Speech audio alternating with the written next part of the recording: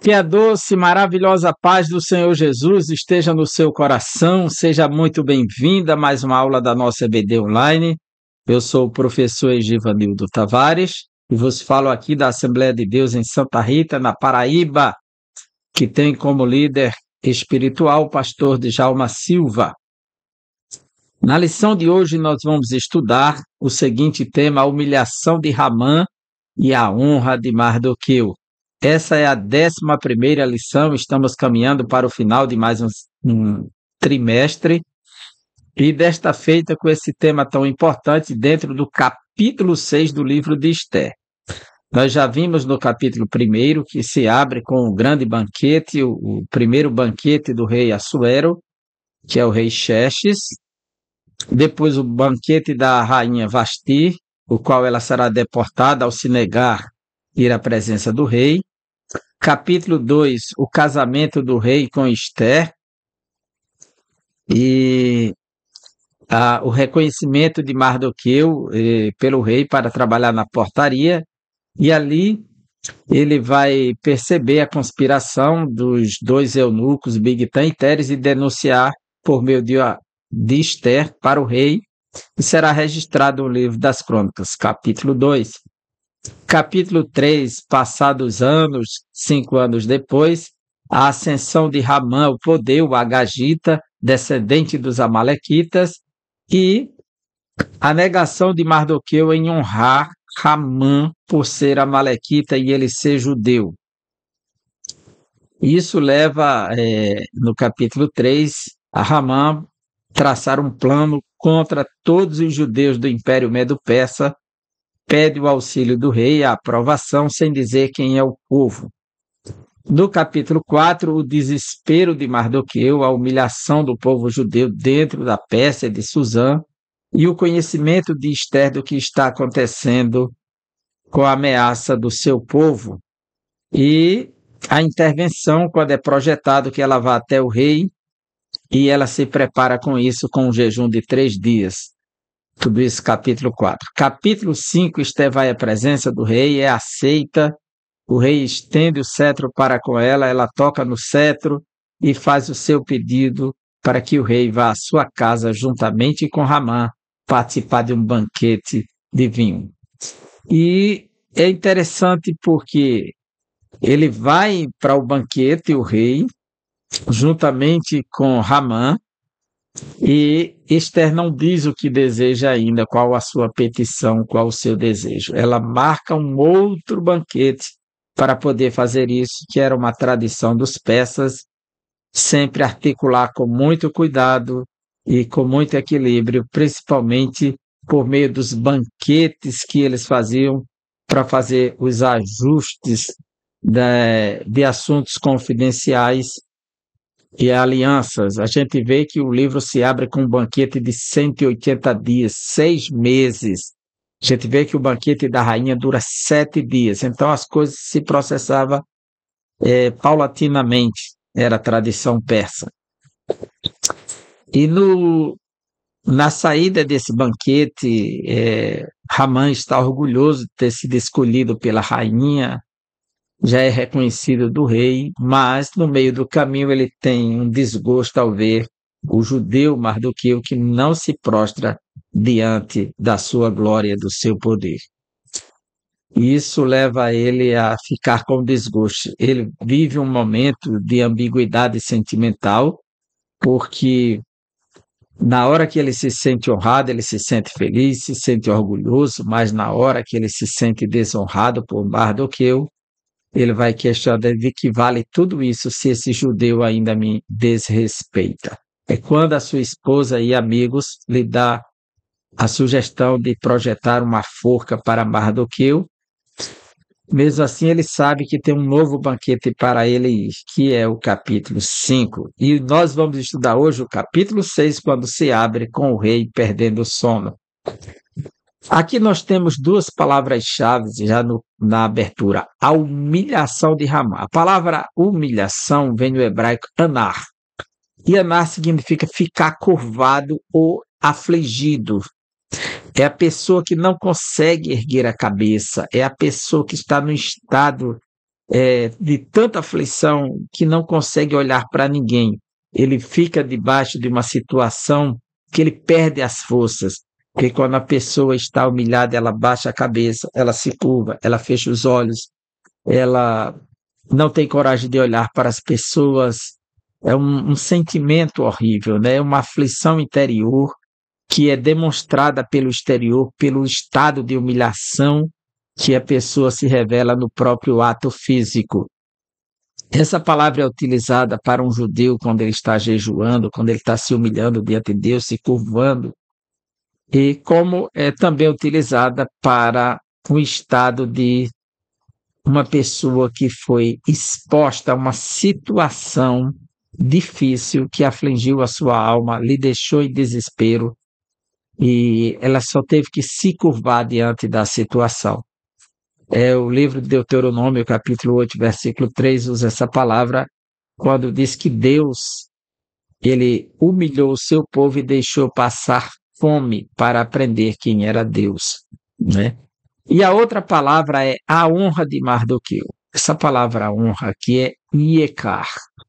Iekar em hebraico é honrar, valor, preço, esplendor, preciosidade, estima. Então, quando se fala de algo de muito valor, de alto preço, de esplendor que brilha, né? Algo esplêndido, né? Algo que arrebata os olhos, uma preciosidade, algo estimado, estima, isso é iekar. Essa palavra que aparece no livro de Esther. Então, vamos mergulhar nesse livro e ver o que vamos aprender com ele.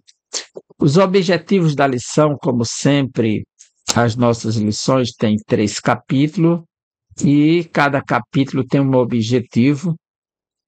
E ela tem seu título oficial de cada capítulo e subtítulos. Então está aí. O primeiro objetivo é identificar a ação de Deus no fato de o rei lembrar da boa ação de Mardoqueu. Então nós temos 3 tópicos para o capítulo 1. Uma noite decisiva, forca ou honra, 5 anos depois. E o segundo capítulo tem o objetivo de descrever como Ramã foi chamado para honrar Mardoqueu ou Mordecai. E nós temos 3 tópicos para esse capítulo: um ato de justiça, presunção e autoconfiança, o devido lugar da honra. E terceiro, o objetivo é traçar o perfil da síndrome de imperador, soberba de Ramã, um mau prenúncio.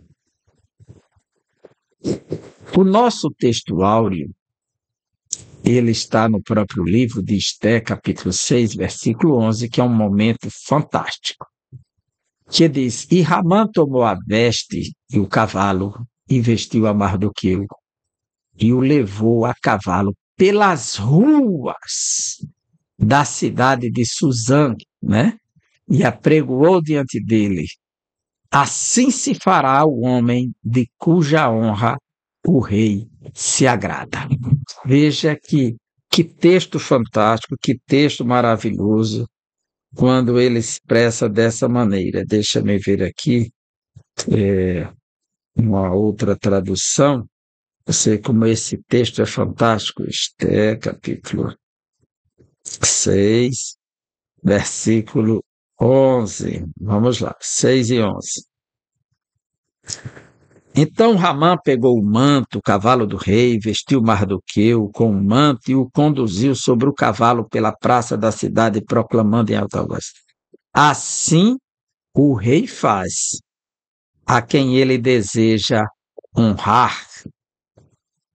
A outra tradução vai dizer assim: Então Ramã apanhou o cavalo, vestiu Mardoqueu com o manto e o conduziu sobre o cavalo pelas ruas da cidade, proclamando diante dele: Isto é o que se faz ao homem que o rei tem o prazer de honrar. A cada tradução, esse texto vai ganhando mais expressividade, mais beleza, né, para nós. Por quê?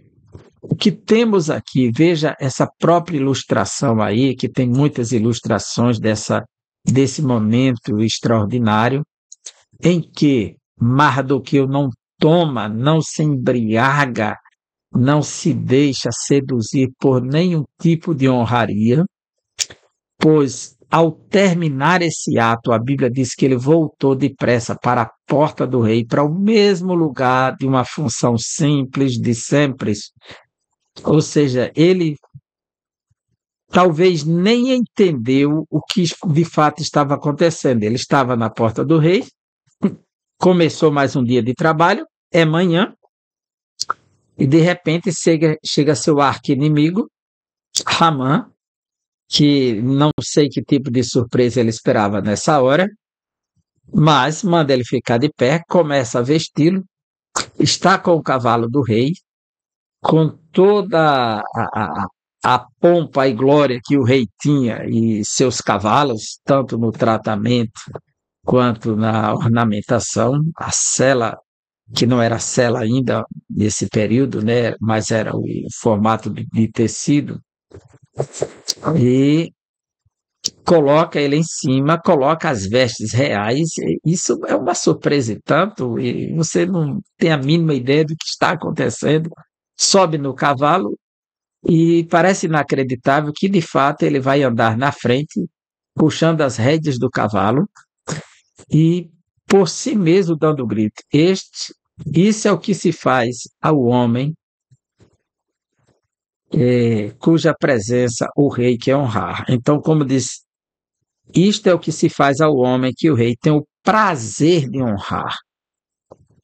E a outra tradução, assim o rei faz a quem ele deseja honrar.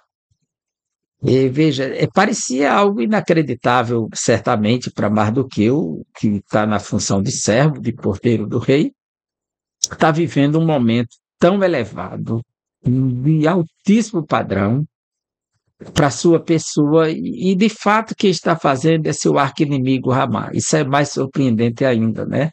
Ele não sabe o que está acontecendo, não sabe o que aconteceu na noite com o rei, e a Bíblia não dá detalhes disso aqui, simplesmente diz o que aconteceu. Mas o que de fato está acontecendo em outra ótica, em outro prisma, está acontecendo aqui um rito de transição de poder dos mais elevados possíveis. Nós só encontramos isso no Antigo Testamento, a nível igual, depois de profunda humilhação e desespero, no livro do Gênesis, quando acontece com o jovem judeu José. Então, somente aqui nós podemos ver isso acontecer no livro do Gênesis. Veja, acompanhe comigo. Livro do Gênesis, capítulo 41, diz assim, versículo 42 em diante. Aliás, 41 em diante. Capítulo 41, versículo 40. Disse mais Faraó a José: Vês que te faço autoridade sobre toda a terra do Egito. Então tirou Faraó o seu anel de sinete da mão e o pôs na mão de José, fê-lo vestir roupas de linho fino e lhe pôs ao pescoço um colar de ouro e fê-lo subir ao seu segundo carro, ou seja, a charrete, né, de cavalos. E clamavam diante dele: inclinai-vos desse modo. O constituiu sobre toda a terra do Egito. Disse ainda Faraó a José: eu sou Faraó, contudo sem a tua ordem ninguém levantará a mão ou pé em toda a terra do Egito. E a José chamou Faraó de Zafenate Paneia, e lhe deu por mulher a Azenate, filha de Potífera, sacerdote de On, e percorreu José toda a terra do Egito. Ou seja, isso aqui é um ritual de transição de poder. Um rito é quando alguém está transferindo algo para outro. é algo que se faz com um propósito de elevar, de exaltar alguém.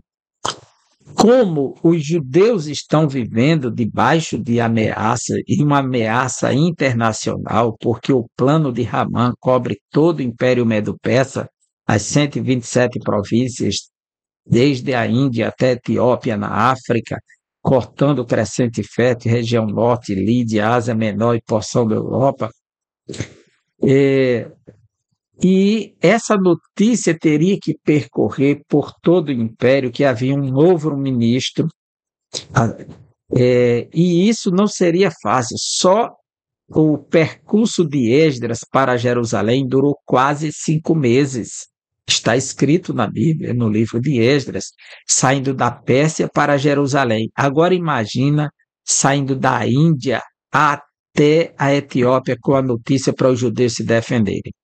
Como lhe falta poucos meses, e daqui que vem a fazer essa exaltação de Mardoqueu, que venha colocar Mardoqueu no lugar certo e apresentar a toda a Suzã, aqui naturalmente, por antecipação e por providência divina, Mardoqueu foi reconhecido já por toda a Suzã como o homem do agrado do rei, com as vestes reais no mais alto nível de elevação de rito. Ele foi apresentado a toda a Suzã como o homem que de fato agrada ao rei. O que lhe falta agora é o poder executivo na mão, só confirmar, transferir para ele o poder. Mas o rito de transição de poder está sendo feito nesse momento, porque não vai dar tempo fazer isso quando for revelado e denunciado no dia seguinte o plano de Ramã. Agora toda a Suzã já está sabendo quem é Mardoqueu e que é o homem do agrado do rei. É o homem que o rei honra. É o homem que o rei colocou a coroa na sua cabeça. Embora o texto não diga que ele tenha recebido a coroa, mas é uma das propostas de Ramã, e o texto diz: não deixa cair nenhuma das tuas palavras. O cavalo, a roupa. Então foi o mais alto nível de honra, mas por trás dessa honra está acontecendo um rito de transição de poder. E quem aqui está embaixo, puxando o mais honrado? Ramã, puxando Mardoqueu. Verdade prática. Deus abate e exalta quem ele quer. Se humilhados, devemos glorificá-lo. Se exaltados, a glória continua sendo dele. Foi o caso de Mardoqueu. Ele não tomou nenhuma glória para si, nenhuma honra para si. Diferente de Atos capítulo 12, que está escrito que o rei Herodes, quando foi reconhecido no seu discurso público como um Deus, disser: isso é a voz de Deus, não é voz de homem. Ele tomou a glória para si. Ele não disse: não, eu não sou Deus. Ele se sentiu orgulhoso, se sentiu um Deus. O resultado, Deus permitiu que ele fosse atacado por uma doença que trouxe vários germes e vermes para lhe consumir. E ele terminou apodrecendo em cima de uma cama para saber que ele não passa de uma coisa podre, não passa de um homem e não é Deus. Introdução. Na lição anterior, Esther recebe Assuero e Ramã para um banquete. Foi o quê? O primeiro banquete. Está aqui, o primeiro banquete. Você vê os cálices aqui. Esse banquete, ele acontece no final da manhã, né? Porque Esther, assim que amanheceu o dia, foi ao encontro do rei. E, em vez de fazer seu pedido, ela pede ao rei que compareça a outro banquete, que é o que está do lado de cá, veja. E, no dia seguinte, também junto com Ramã. Naquela noite, está aqui a noite, então Esther fez o banquete, fez o convite para ir, e eles voltam, o rei para o seu palácio e Ramã para sua casa. No entanto, na tarde daquele dia, Ramã ele é orientado por sua esposa Zeres e amigos a fazer uma forca para Mardoqueu. Veja que é isso aqui, a forca à tarde, tá certo? No entanto, chegou a noite, a forca já está pronta, não sabemos que hora terminou, começou a tarde, e o rei perde o sono e pede para que leiam para ele as crônicas. E quando amanhece o dia, lá vai Ramã pedir para que o rei libere para ele enforcar o judeu Mardoqueu. Só que durante a noite, o livro das crônicas revelou, Mardoqueu salvou o rei e não estava registrada a recompensa dele.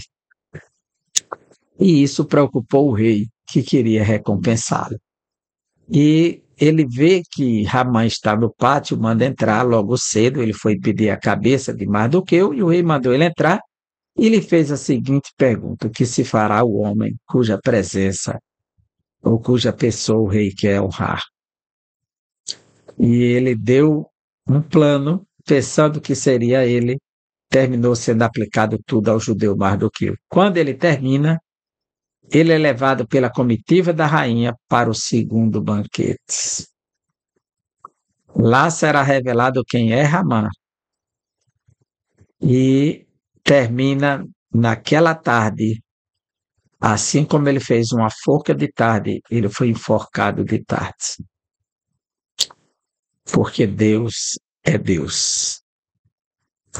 Então, naquela noite, fatos novos aconteceram em Suzã, alterando totalmente o cenário da história. Deus sabe o que estará nos jornais de amanhã e depois da manhã e sempre. O nosso primeiro capítulo do livro de Esther, o rei se lembra da boa ação de Mardoqueu. A carta aos Hebreus, capítulo 6, versículo 9, diz que Deus não é injusto para esquecer das vossas obras. Então Deus não é injusto. E aqui começa uma noite decisiva.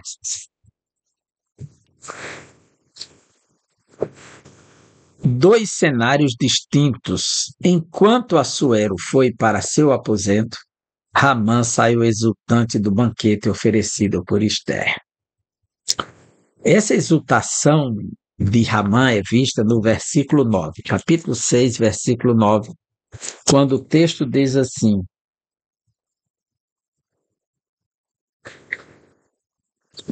capítulo 5, versículo 9, né? Parte A, 5 e 9. Então saiu Ramã naquele dia alegre e de bom ânimo.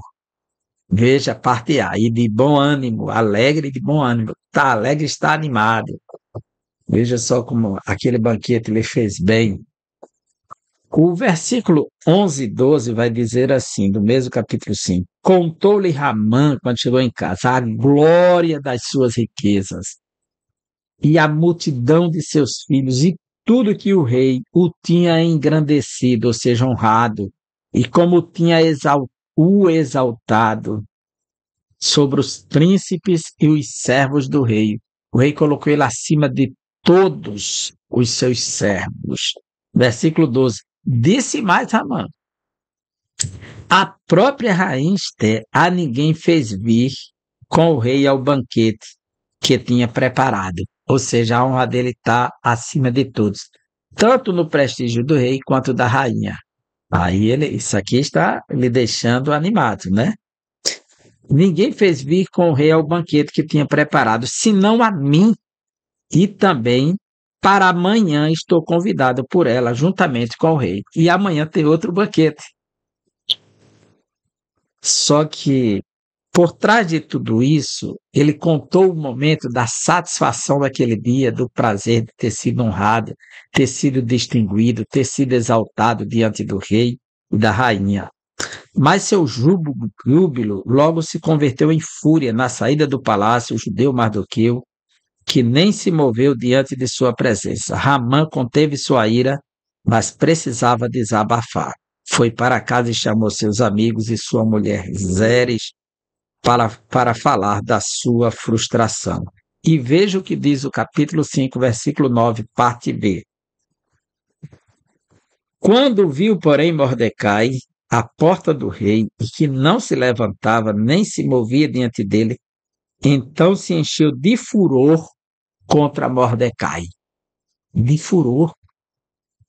O versículo 13 diz assim: porém, tudo isso não me satisfaz. Isso que toda a honra dada pelo rei, pela rainha, reconhecimento acima dos nobres, dos príncipes, distinguido. Enquanto vir o judeu Mordecai assentado à porta do rei, ou seja, enquanto Mordecai estiver vivo, eu não estou satisfeito plenamente. A minha honra só está completa quando Mordecai deixar de existir. Forca ou honra?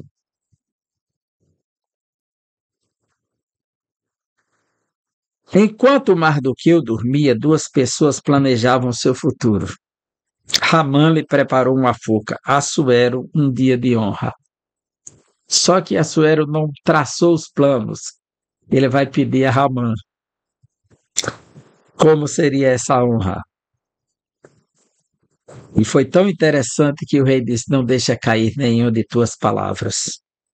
O que iria prevalecer? Queiramos ou não, o que outras pessoas pensam e fazem pode produzir consequências em nossa vida.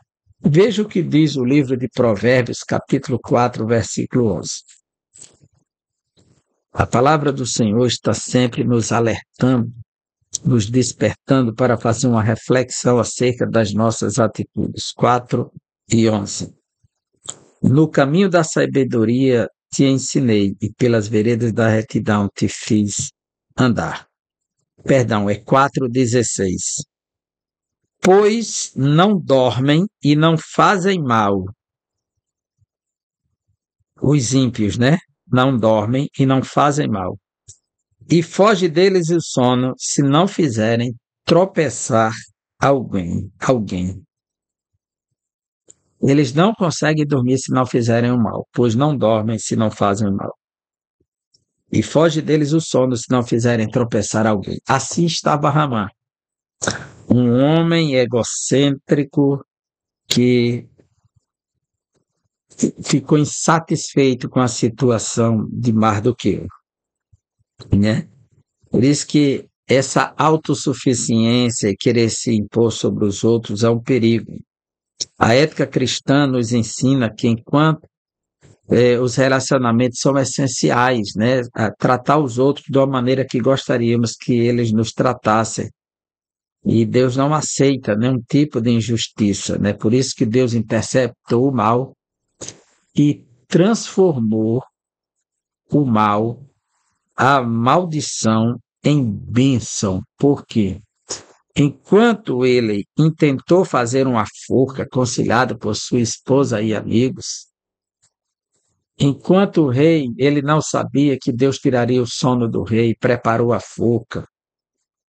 Deus estava trabalhando para Mardoqueu, que está em silêncio, sentado na porta do rei. Veja como as coisas de Deus são perfeitas. E o livro de Neemias, capítulo 13, versículo 3, diz que eles alugaram o falso profeta Balaão para amaldiçoar o povo quando entrava em Canaã. Porém, Deus converteu a maldição em bênção. A Escritura diz que aquele que cavar uma cova cairá nela. Aquele que derrubar um muro será mordido por uma cobra. Então Ramã derrubou um muro. Ele derrubou o muro que não dá para ele. Ele cavou uma cova para si mesmo ao mandar construir uma forca. Ele estava preparando a sua sepultura. Quando ele maquinou contra o próximo, contra o judeu Mardoqueu. 5 anos depois. Já haviam se passado cerca de 5 anos quando Mardoqueu revelou a conspiração contra Assuero. Tudo ficou aparentemente esquecido. Ele tinha denunciado, assim que Esté se tornou rainha, o plano de Bigtan e Teres de conspiração para tirar a vida do rei. Naquela noite, contudo, o Deus que tem poder sobre todas as coisas, incluindo a fisiologia humana, tirou o sono do rei. Salmo 127:2 diz que Deus dá o sono àqueles que lhe temem. De igual modo, ele tira o sono de quem ele quer. Porque Deus é que dá o sono, é quem dá os sonhos também, porque ele fala através dos sonhos. Isso não significa que todo sonho é uma revelação divina, tá certo? Sem dormir, Assuero ordenou que trouxessem e lessem perante ele o livro de registros dos fatores importantes do reino. Em outra lição aqui gravada sobre o livro de Esther, eu mostrei diversos livros das crônicas que havia sobre a história dos reis. Nós estamos gravando essa sequência de lições em cima do livro de Ruth e Esther. Certamente não eram poucos os relatos. Só Assuero já estava há cerca de 13 anos no trono, então tinha muita história. Veja o que o texto diz. Naquela noite o rei não pôde dormir, então mandou trazer o livro dos feitos memoráveis. E nele se leu diante do rei. A Bíblia diz que há diversos jovens com ele aqui. Logo, um lia um pergaminho, outro lia outro, e ia interpretando, né? Que havia leitura, havia interpretação também. Achou-se escrito que Mordecai é quem havia denunciado que Bigtan e Teres, os dois eunucos do rei, guardas da porta, que tinham procurado matar o rei Assuero. Isso chamou a atenção do rei, despertou. É nesse livro das crônicas que estava o registro necessário para a hora certa, para o momento certo. Embora o livro não trate diretamente do nome de Deus, mas é impossível não ler o livro e não ver a ação direta de Deus. De forma invisível, Deus agindo em favor do seu povo de forma milagrosa, extraordinária, porque Ele é Deus. A Escritura diz em Romanos 8:28, e sabemos que todas as coisas contribuem juntamente para o bem daqueles que amam a Deus, daqueles que são chamados por seu decreto. Ou seja, quem for servo de Deus, a sua vida está sendo direcionada por Deus. Não há um dia, não há um minuto, um segundo que Deus não esteja do nosso lado. Jesus disse: eis que estou convosco todos os dias até a consumação dos séculos. Ramã é chamado para honrar a Mardoqueu. Veja com essa bela imagem Ramã conduzindo Mardoqueu pela rua. Um ato de justiça. E que justiça é essa? A falta de recompensa. A sala do trono é o local de julgar. Julgar é estabelecer a justiça. Então, juízo e justiça são as bases do trono de Deus e os reis da terra deveriam seguir esse padrão. Nunca ser injusto, porque eles tinham que ensinar o que era lei para o povo e praticá-la de forma clara. Quando ouviu a leitura da crônica, Assuero perguntou aos seus servos que honra e recompensa Mardoqueu havia recebido. E eles responderam: coisa nenhuma se lhes fez. Os jovens responderam: nada, não tem nenhum registro aqui de recompensa.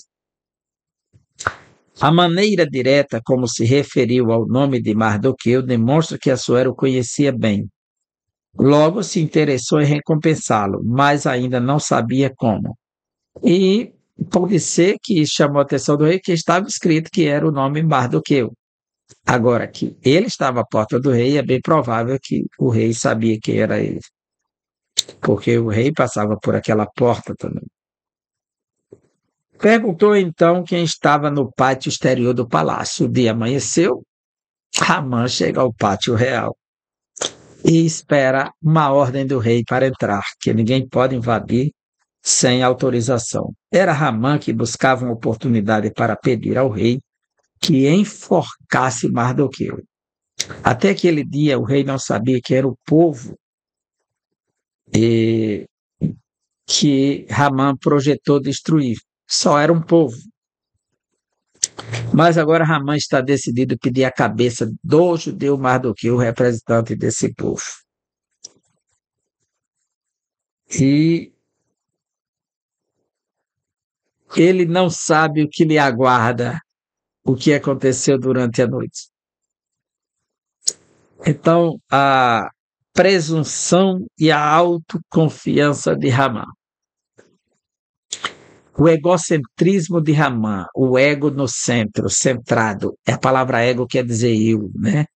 A doença do orgulho impregnada na sua pessoa. Ramã entrou em êxtase. A proposta do rei que pensava ser para ele. Veja como o texto é claro. Então disse o rei, que honra e galardão se deu por isso a Mardoqueu. E os jovens do rei, seus servos, disseram, coisa nenhuma se lhe fez. Aí diz aqui, versículo 6. E entrando Ramã, o rei lhe disse, que se fará o homem de cuja honra o rei se agrada? Então Ramã disse no seu coração, ele pensou consigo mesmo, é um monólogo, fala consigo mesmo. De quem se agrada o rei para lhe fazer honra mais do que a mim? Quando ele diz isso aqui, ele está convicto que o rei só pensa nele como o mais honrado, o mais elevado. E a prova é que somente ele foi para o banquete da rainha. Somente ele recebeu o anel do rei para selar uma lei e estabelecer em todo o império. Então aí foi revelado o seu poder. Então ele está convicto que ele é o centro depois do trono do rei persa. E ele pensa, quem o rei se agrada mais do que a mim? E quer ver aqui um quadro realmente doentio, presumir-se digno de honra e uma das manifestações de soberba e orgulho.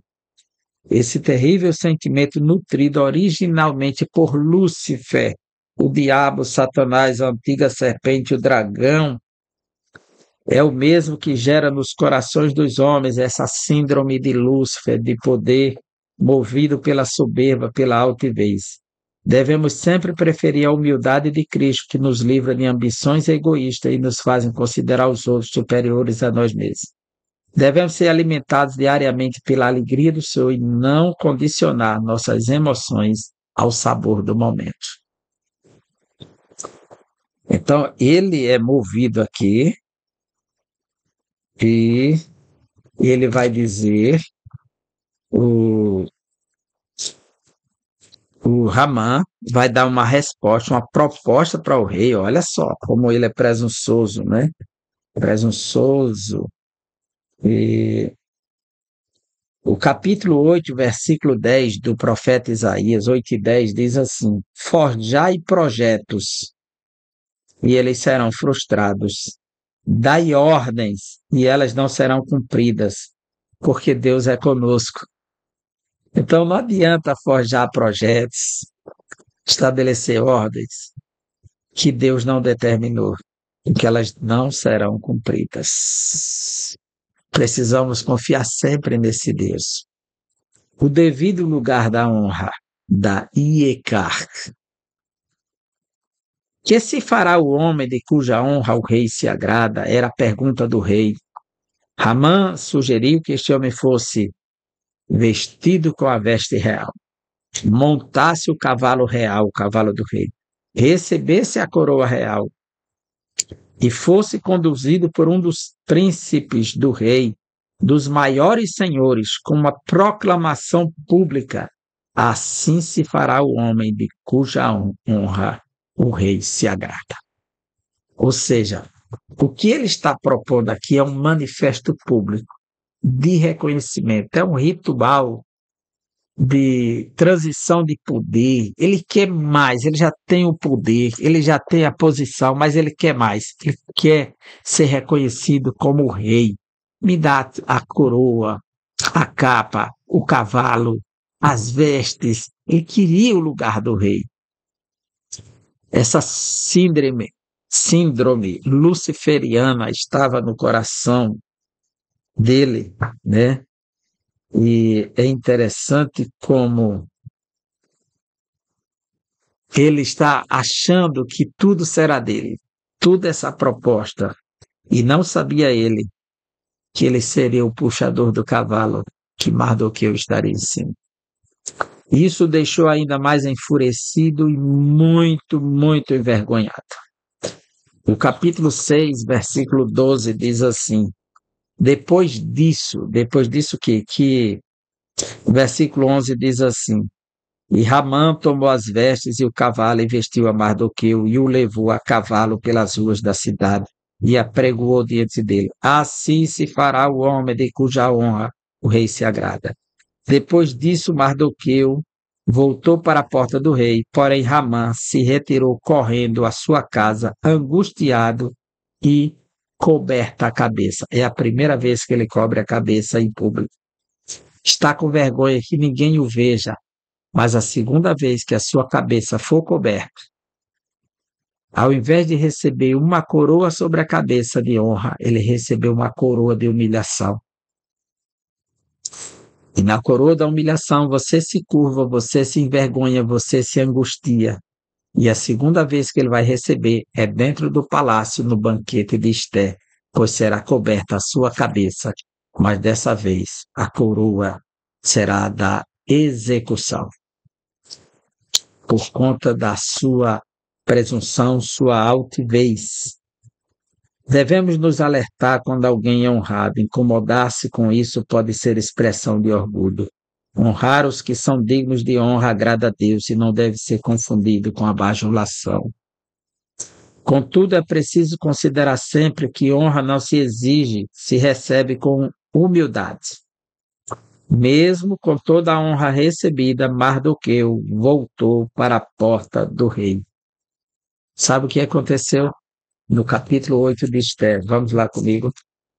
Olha o que diz o texto sagrado. Capítulo 8, versículo 2.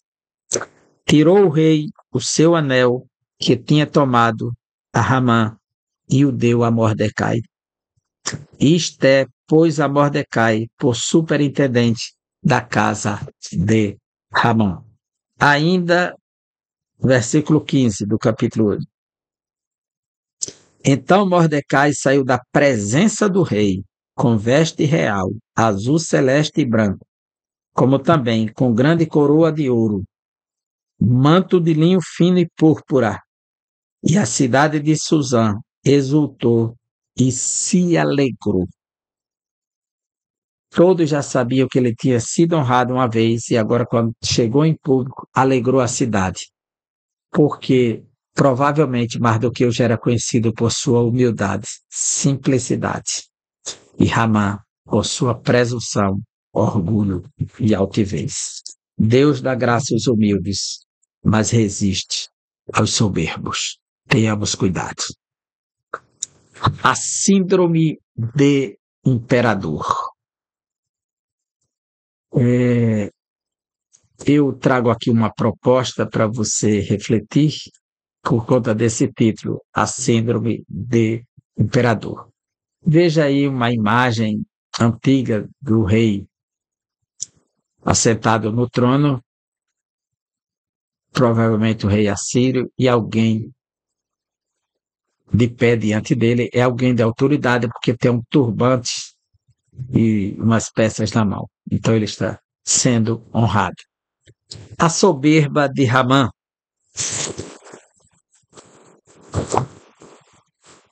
Quando fez sua sugestão ao rei, imaginando que a honra seria para ele, Ramã revelou ter a síndrome de imperador.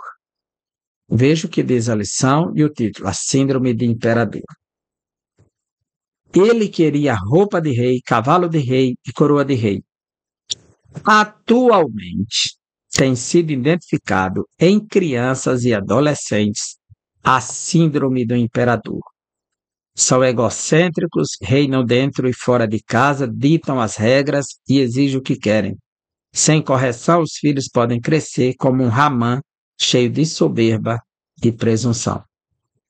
Na realidade, o autor está se valendo de um conceito científico da psicologia que foi desenvolvida pelo psicanalista ou psicoterapeuta Léo Freiman, como está aqui embaixo, Você pode ver aqui o Léo Freiman, Síndrome do Imperador. Aqui está a capa do livro dele mais famosa, A Síndrome do Imperador, em que ele fala da necessidade de ter famílias empoderadas, pais empoderados para controlar a síndrome do imperador nas crianças, que são crianças que são muitas vezes presenteadas quando deveriam serem disciplinadas, que não são estabelecidas regras ou limites para eles por conta da ausência dos pais. Eles, para suprir essa carência, concedem a eles a total autonomia e consideram suas birras, seus desrespeitos e assim criam imperadores que mandam nos pais e que comprometem a sociedade amanhã o seu equilíbrio. Então, Léo Freiman, ele traz essa teoria, a síndrome do imperador, esse conceito, ele é um psicoterapeuta. E depois Lilian Zellot, também psicoterapeuta, lança o outro livro que está logo aqui, a capa do livro dela, Síndrome do Imperador. Mas ambos os conceitos científicos vindo da psicanálise, da psicologia, eles se aplicam a crianças, ao processo de educação. No caso de Raman, aqui, ele já não revela mais a síndrome do imperador se fosse baseado nesse conceito científico que é aplicado na análise de crianças e não de adultos. Como o autor apelou e citou as crianças e a síndrome do imperador, eu estou aqui fazendo esta colocação que eu acho que é importante. O que mais se aplicaria aqui ao conceito de Raman seria outra teoria. Veja se você concorda comigo ou não, que é a síndrome de hubris ou hubris, que está logo aqui embaixo, aqui a síndrome de hubris ou hubris, que vem da palavra grega hybris, que foi desenvolvida pelo Lord David Owen, um neuropsiquiatra e é estadista político britânico, que escreveu um livro Na Doença e no Poder, identificando esta síndrome de hubris, que é a síndrome do poder, da exaltação movida pela soberba.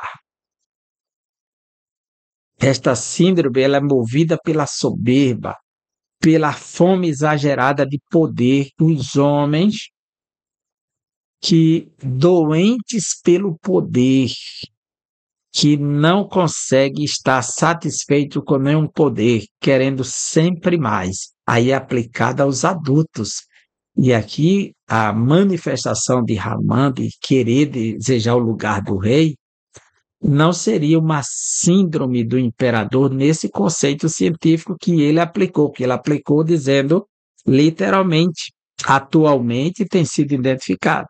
Mas sim, que não se identifica nos adultos, se identifica nas crianças. A síndrome de poder é a síndrome de hubris ou hubris, né?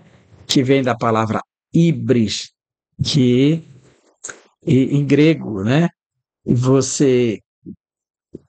E ele fez uma análise de vários homens no poder por séculos e como abusaram demais do poder por conta dessa doença de querer sempre mais.